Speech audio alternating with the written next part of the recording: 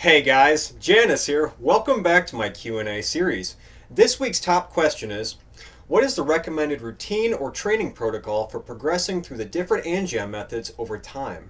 Much like any fitness endeavor, many will progress at different rates and have need for a varied or otherwise personalized approach.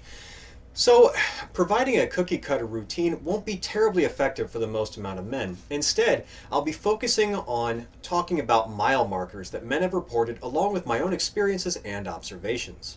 Starting on day one, upon initially trying Angion Method 1.0, many men will actually lose their erections several times during the first exercise session. This is a classical sign of arterial insufficiency. Even though this can be a trying and somewhat alarming experience, the good news is that for their efforts, many men will report heavy flaccid hang either the same day or the very next day.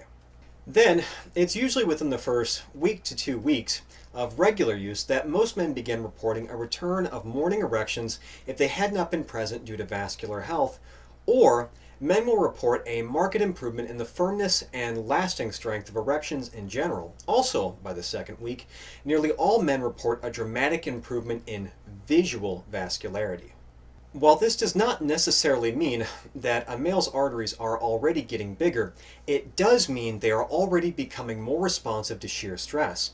This more than likely coincides with improvements in the glycocalyx layer density and therefore subsequently greater nitric oxide release in response to blood flow.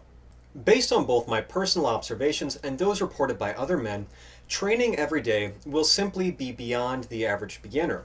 Those that report the most success appear to follow either a 2 on 1 off or a 3 on 1 off routine. Similarly, many men report solid improvements with exercise sessions lasting around 20 to 30 minutes.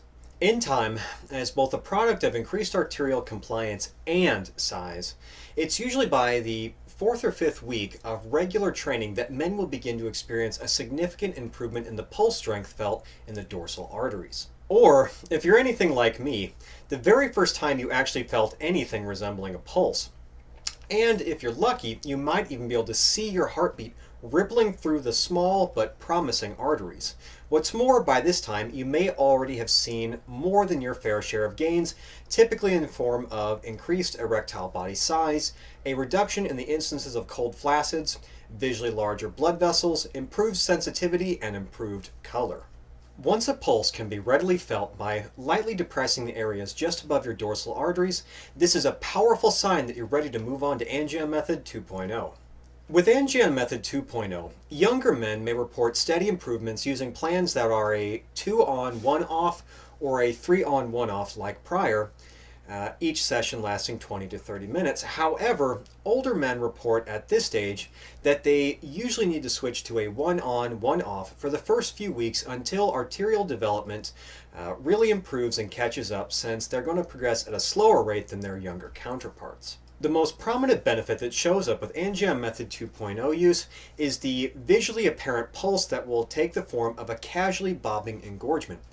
Basically, your pulse will be strong enough that your member will naturally bob about in time with your heartbeat. Not long after this hallmark of arterial development makes itself known, you may also begin experiencing rapid, if small, fluctuations in your engorged size in time with your pulse. While this will be difficult to casually notice at first, it will usually make itself known not long after the improvement in pulse strength, since the two events coincide.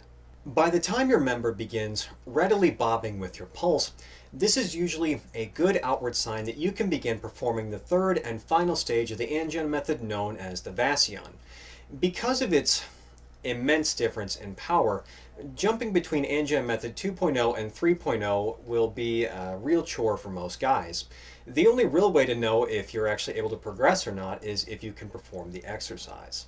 Men who are not yet ready to progress will find their corpus spongiosum continually going flat, or an undue amount of resistance presenting itself during the upward strokes. This resistance will commonly express itself as an inability to feel blood being smoothly exchanged between the corpus spongiosum and the deep dorsal vein. Instead, men will feel a sudden surge of blood through the deep dorsal veins towards the end of the stroke.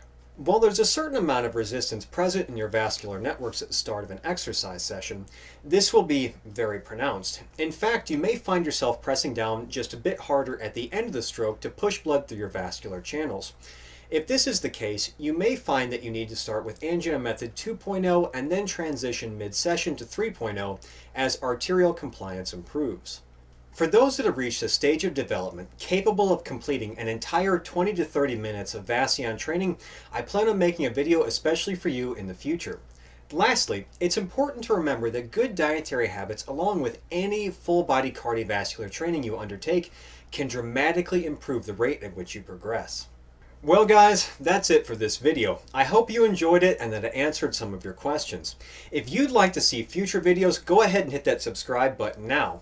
Just like last time, if you have a burning question, post it in the comments section below. The most liked question goes next. And as always, I'm your host, Janus, signing off.